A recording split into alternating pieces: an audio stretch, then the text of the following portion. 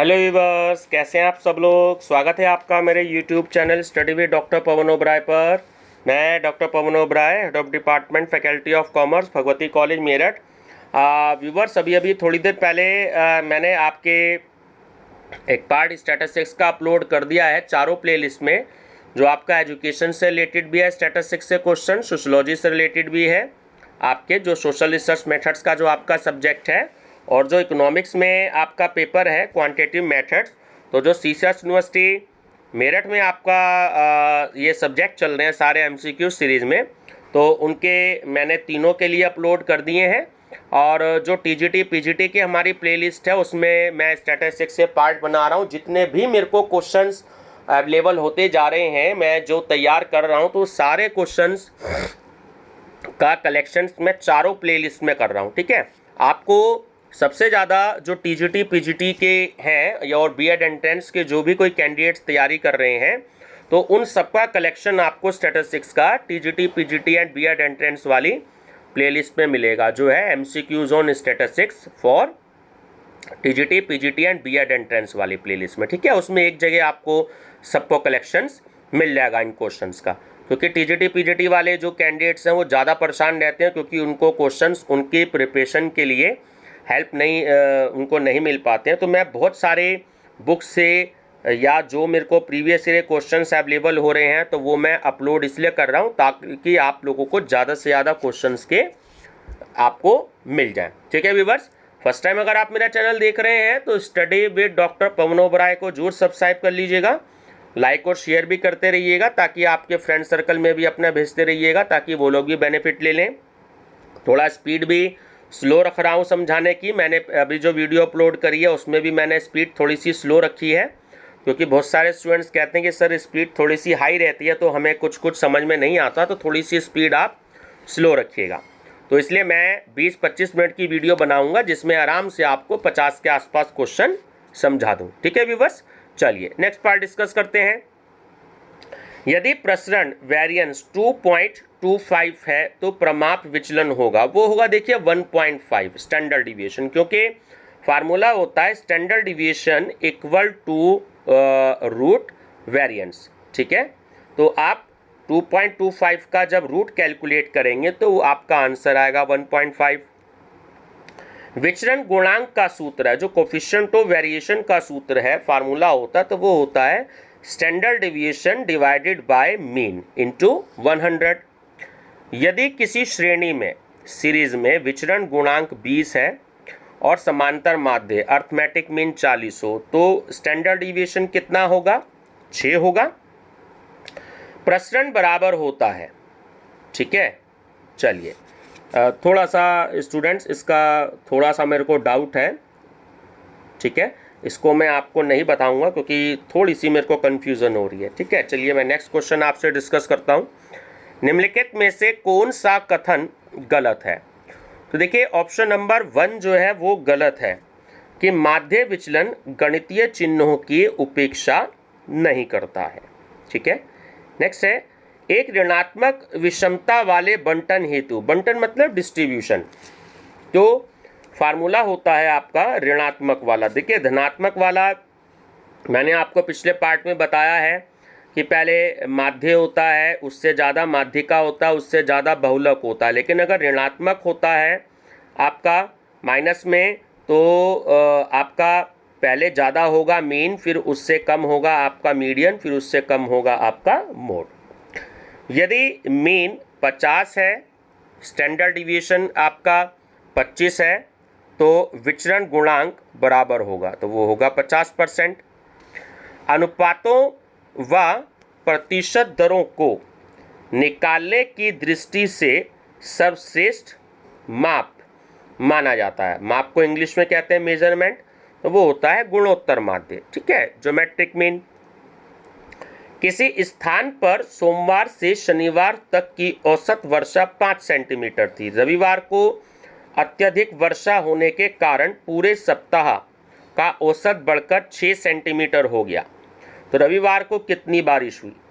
तो वो रविवार को वर्षा हुई या बारिश हुई 12 सेंटीमीटर। ये क्वेश्चन व्यूवर्स कई बार आया है, इकोनॉमिक्स में भी, सोशलॉजी में भी, ठीक है, टीजीटी पीजीटी में भी और एजुकेशन में भी। तो इस क्वेश्चन का आंसर भी आप याद कर लीजिएगा, 12 सेंटीमीटर। ठीक है, चलिए, किसी आवृत्ति वितरण का माध्य 100 है, ठीक है, 100 या 100, और विचलन गुणांक जो है वो 45% है, तो प्रमाप विचलन स्टैंडर्ड डिविएशन कितना होगा?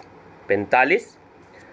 संगामी विचलन गुणांक निर्भर करता है, ठीक है, कोरिलेशन में आपने वर्ड पढ़ा होगा, कॉन्करेंट डिविएशन मेथड आपका वो होता है विचलनों के चिन्हों पर, जो प्लस माइनस होते हैं जब हम मल्टीप्लिकेशन करते हैं। ठीक है, तो ये कोरिलेशन के चैप्टर का है आपका क्वेश्चन। यदि Q3 33 है और Q1 24 है, तो आनुभविक संबंध से स्टैंडर्ड डिविएशन का संभावित मान होगा, तो वो होगा 6.75। किसी श्रेणी का माध्य के पारित माध्य विचलन मीन डिविएशन जो है आपका वो है 7.3। यदि प्रत्येक मान में से 4 घटा दिया जाए तो अब माध्य के पारित माध्य विचलन होगा, वो होगा 7.3। प्रमाप विचलन प्रभावित होता है, ठीक है, ये देखिए कई बार क्वेश्चन आया है एग्जाम में, ध्यान रखिएगा। पैमाने के परिवर्तन से किसी विच्छिन्न श्रेणी में माध्य के सापेक्ष माध्य विचलन मीन डिविएशन और स्टैंडर्ड डिविएशन में संबंध होता है, तो ऑप्शन नंबर बी आपका सही है। ठीक है, इस फार्मूले को आप याद रख लीजिएगा। किसी आवृत्ति वितरण के लिए माध्य विचलन 15 है, तो उसके चतुर्थक विचलन क्वार्टाइल डिविएशन का अत्यधिक संभावित मान है, तो वो होगा 12.5।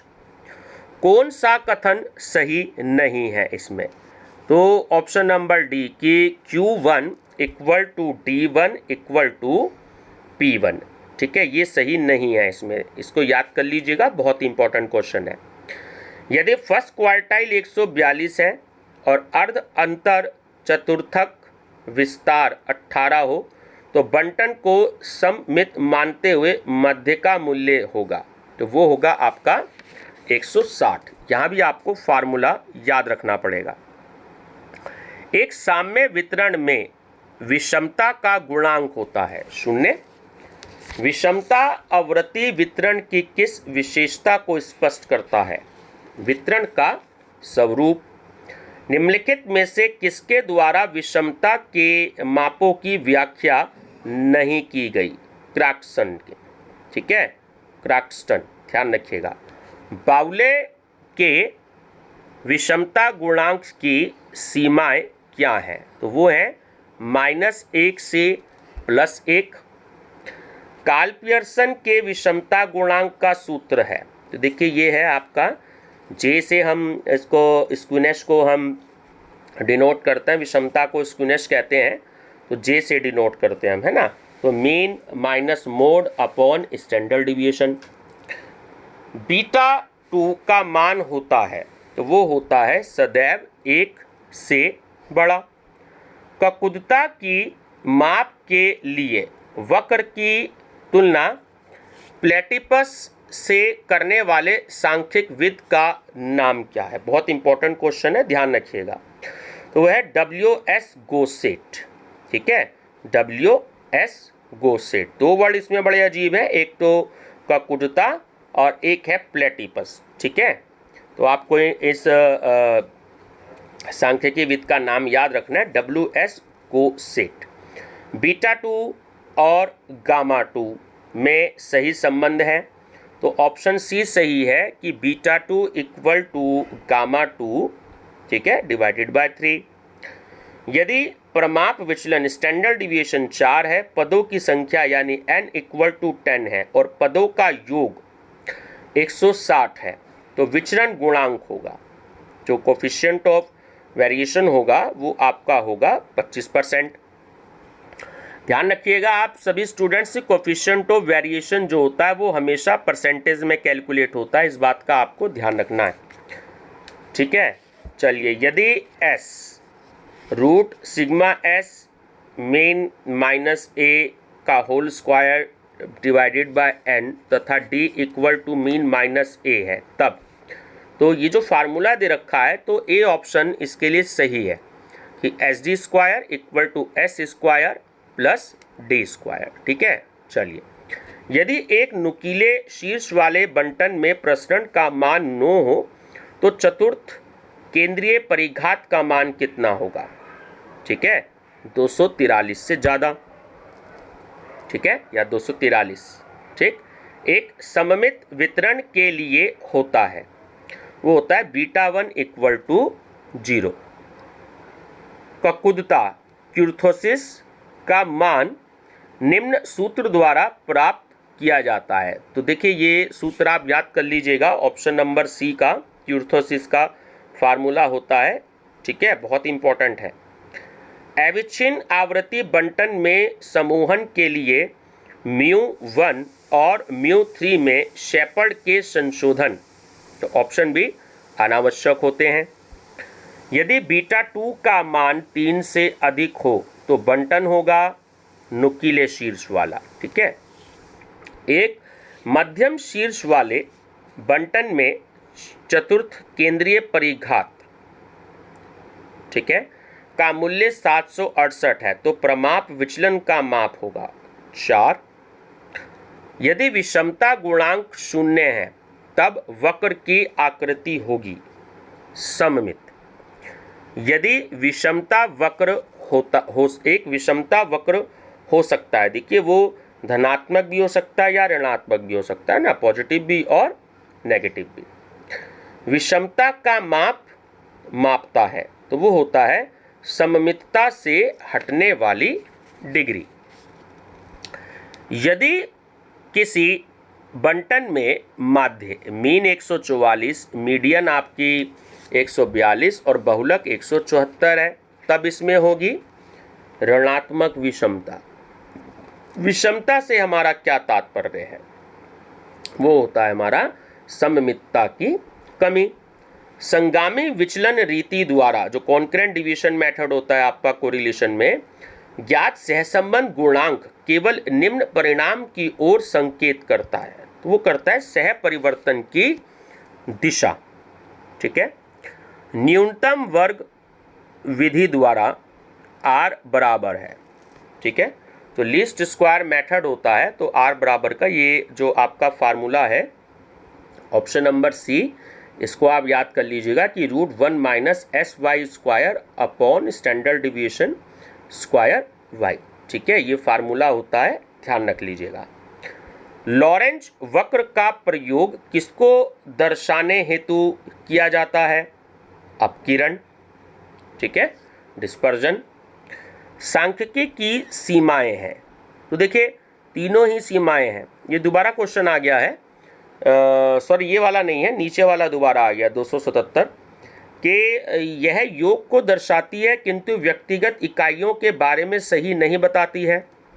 यह गुणात्मक पहलुओं की व्याख्या करने में असफल रहती है और इससे प्राप्त निष्कर्ष असत्य और भ्रामक हो सकते हैं। तो ऑप्शन डी करेक्ट है, उपयुक्त सभी तीनों ऑप्शन जो है सही है, तीनों सीमाएं हैं।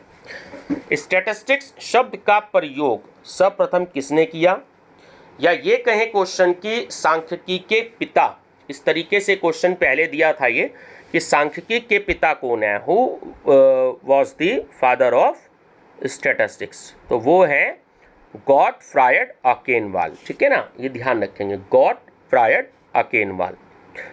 विचरण गुणांक माप है, सापेक्ष होती है, एब्सोल्यूट। माध्य विचलन ज्ञात किया जा सकता है। देखिए जो माध्य विचलन मतलब आपका मीन डिविएशन, तो वो मीन से भी, मीडियन से भी और मोड से भी। ठीक है, तो सही आंसर है इनसे सभी से। यदि n equal to 10, mean equal to 12, ठीक है, sigma X square equal to 1530 है तो विचरण गुणांक होगा 25। एक उत्तम प्रश्नावली में प्रश्न होने चाहिए, सरल भी होने चाहिए, संक्षिप्त भी होने चाहिए और स्पष्ट भी होने चाहिए। तो सही आंसर है ऑप्शन डी ये सभी। निम्नलिखित आंकड़ों का जो बहुलक है, मोड है, वो आपको पता लगाना है। देखिए इंडिविजुअल सीरीज का क्वेश्चन है ना। 9 देख लीजिए, 1 2 3 3 बार नो रिपीट हो रहा है, तो सबसे ज़्यादा बार रिपीट हो रहा है, तो इसलिए सही आंसर है नो।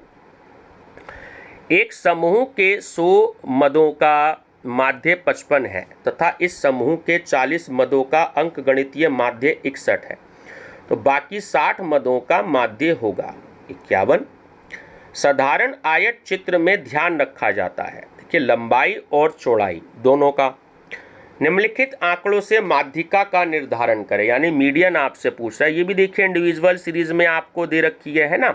सबसे पहले आप इसको आरोही क्रम में लगाएंगे, असेंडिंग ऑर्डर में लगाएंगे, पहले छोटी वैल्यू, फिर उससे बड़ी वैल्यू, फिर उससे बड़ी वैल्यू, फिर उससे बड़ी वैल्यू।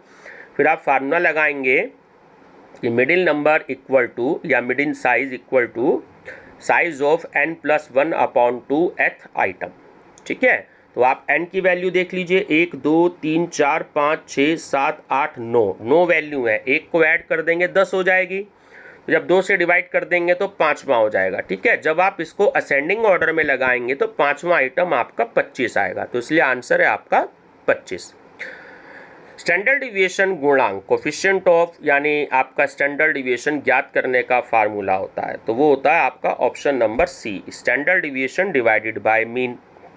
दो श्रेणियों ए तथा बी के परमाप विचलन स्टैंडर्ड डिविएशन समान है, परंतु ए श्रेणी का समांतर माध्य बी श्रेणी के समांतर माध्य से अधिक है, तो अतः ए का विचरण गुणांक क्या होगा, वो बी के गुणांक से कम होगा।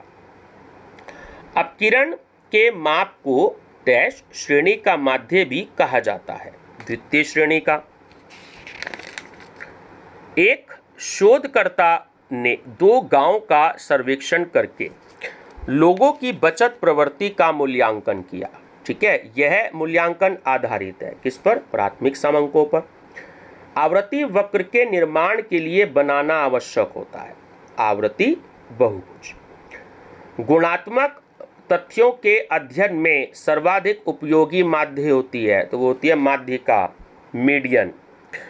बीकॉम कक्षा में तृतीय वर्ष में 3 सेक्शन ए, बी और सी में 50, 40 और 60 विद्यार्थी हैं, जिनके माध्य प्राप्तांक 85, 60 और 65 हैं। भूल से सेक्शन ए में एक विद्यार्थी के अंक 0 के स्थान पर 50 लिख दिए गए, तो तीनों खंडों के सामूहिक माध्य प्राप्तांक है ना, कंबाइंड आपसे मीन कैलकुलेट इसमें पूछ रहा है, वो आंसर आएगा आपका 70। ठीक है, वह मूल्य जो एक श्रेणी में सबसे अधिक बार आता हो, मैंने अभी मोड का बताया था, 9 3 बार आया था तो वो था, तो वही आपसे पूछ रहा है, तो वो आंसर होगा आपका मोड बहुलक। निम्नलिखित में से कौन प्रथम श्रेणी का माध्यम है, तो देखिए तीनों ही है, अंकगणितीय माध्य भी, माध्यिका भी और बहुलक भी, तो ऑप्शन डी करेक्ट है ये सभी। वास्तविक मूल्यों और संगठित मूल्यों के विचलनों के औसत माप को कहते हैं मानक विभ्रम। ठीक है, डॉक्टर बाउले का विषमता गुणांक ज्ञात करने का सूत्र है, तो ऑप्शन बी कि Q3 + Q1 - 2m। ठीक है, डिवाइडेड बाय Q3 - Q1। ठीक है, याद कर लीजिएगा, बहुत इंपॉर्टेंट है। स्टैटिस्टिक्स शब्द की उत्पत्ति जर्मन भाषा से हुई, किससे, स्टैटिस्टिक। ध्यान रखना, कभी कभी भाषा भी पूछ लेता है कि कौन सी भाषा से ही, तो वहाँ पर आपको जर्मन याद रखना है। ठीक है, व्यक्तिगत श्रेणी में न्यायदर्श माध्य का कौन सा सूत्र सही है। ठीक है, तो ऑप्शन बी सही है आपका कि mean equal to sigma x/n। कालानुक्रमिक वर्गीकरण में समंकों का वर्गीकरण आधारित होता है किस पर, काल पर, टाइम पर। वास्तविक मूल्य और अनुमानित मूल्य के अंतर से निर्धारित होता है क्या, निरपेक्ष और सापेक्ष विभ्रम। ठीक है, चलिए, सापेक्ष विभ्रम की माप का सूत्र होता है, तो ऑप्शन नंबर जो है आपका सी करेक्ट है कि A - E/A। प्रतिचयन एक विधि है अध्ययन की, किसके, समग्र के बारे में, और समग्र को हम इंग्लिश में कहते हैं यूनिवर्स। अनुसंधान की एक रीति है, इन्वेस्टिगेशन है ना, तो वो होती है प्रतिदर्श रीति। प्रतिदर्श होता है हमारा सैंपल। श्रेणी के सभी मदों को जोड़कर उनकी संख्या से भाग देने पर ज्ञात होता है समांतर माध्य। बाउले का विषमता गुणांक किसको ध्यान नहीं देता? देखिए, ना तो वो क्वार्टाइल को ध्यान देता है और ना ही वो मीडियन को ध्यान देता है। तो सही आंसर है इनमें से कोई नहीं। ठीक है। संगणना अनुसंधान से लाभ है, तीनों ही लाभ होते हैं कि गहन अध्ययन संभव हो जाता है, शुद्ध और विश्वसनीय परिणाम हो जाते हैं, विस्तृत सूचनाएं भी पता लग जाती हैं। तो ऑप्शन डी करेक्ट है ये सभी। ठीक। और अनुसंधान शब्द का अर्थ टेस्ट की खोज है, ज्ञान, नॉलेज। यदि समग्र अनंत है तो कौन सी विधि उपयुक्त रहती है? तो वो होती है न्यायदर्श विधि, है ना, सैम्पलिंग मेथड। तो व्यूअर्स ये यहीं पे मैं ख़त्म करता हूँ इस यूनिट को, क्योंकि ये यूनिट एक्चुअली ख़त्म हो गई है। अब हम अगली यूनिट डिस्कस करेंगे अगली वीडियो में। तो इससे आगे क्वेश्चन तो आप देखेंगे कि स्टैटिस्टिक्स में 308 क्वेश्चन जो है वो मैं आपको दे चुका हूँ। ठीक है। और अगर आप टीजीटी पीजीटी वाली प्लेलिस्ट में देखेंगे तो कम से कम 700 से ज़्यादा क्वेश्चन हो चुके हैं। तो टीजीटी पीजीटी के हिसाब से तो बहुत ही ज़्यादा हेल्पफुल क्वेश्चन हो रहे हैं। अगर मैं फिर से सजेस्ट करूंगा कि आप सभी अगर पीजीटी टीजीटी या बीएड एंट्रेंस की तैयारी कर रहे हैं तो आप सभी लोग मेरी कम से कम टीजीटी पीजीटी वाली प्लेलिस्ट की स्टडी जरूर करिएगा। आपको बहुत ही ज़्यादा हेल्पफुल रहेगी, क्योंकि कम से कम 6 या 7 क्वेश्चन टीजीटी और पीजीटी में जरूर आते हैं। देखिए, बीएड एंट्रेंस को तो मैं इसलिए ज़्यादा इंपॉर्टेंस नहीं देता क्योंकि वो तो बीएड एंट्रेंस होता है ना। अधिकतर आजकल सबका ही सरकारी कॉलेज में नहीं होगा तो प्राइवेट कॉलेज में होता है। वो तो सरकार जो है फॉर्मेलिटी के तौर पर लेती है बीएड एंट्रेंस का एग्ज़ाम। ठीक है। तो उसको मैं ज़्यादा इंपॉर्टेंस नहीं देता। मेनली जो एक्चुअली मेरे क्वेश्चंस हैं ये टीजीटी पीजीटी के लिए, क्योंकि वहाँ पर आपको मेहनत करनी पड़ेगी। ठीक है। बीएड एंट्रेंस में लगभग जनरली सभी का हो जाता है, सीटें खाली रह जाती हैं और स्टूडेंट्स जो हैं बल्कि कम रहते हैं। तो इसलिए मैं उसको ज़्यादा महत्व नहीं देता बीएड एंट्रेंस को। मेरा को एक्चुअली महत्व देता हूँ मैं टीजीटी पीजीटी को या एनटीए नेट की प्रिपरेशन के लिए। ठीक है।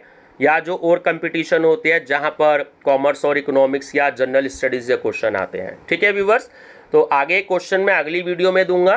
वीडियो पसंद आए तो लाइक शेयर सब्सक्राइब जरूर कर दीजिएगा और अपने फ्रेंड सर्कल में ज़रूर, आपके पास अगर व्हाट्सएप ग्रुप में हो आप तो उनको सेंड कर दीजिएगा ताकि वो लोग भी बेनिफिट ले सकें और अपने एग्ज़ाम की प्रिपरेशन जरूर शुरू कर दीजिएगा, क्योंकि मे बी पॉसिबल कि जुलाई 1st वीक में आपके एग्ज़ाम हो जाए। ठीक है व्यूवर्स, थैंक यू।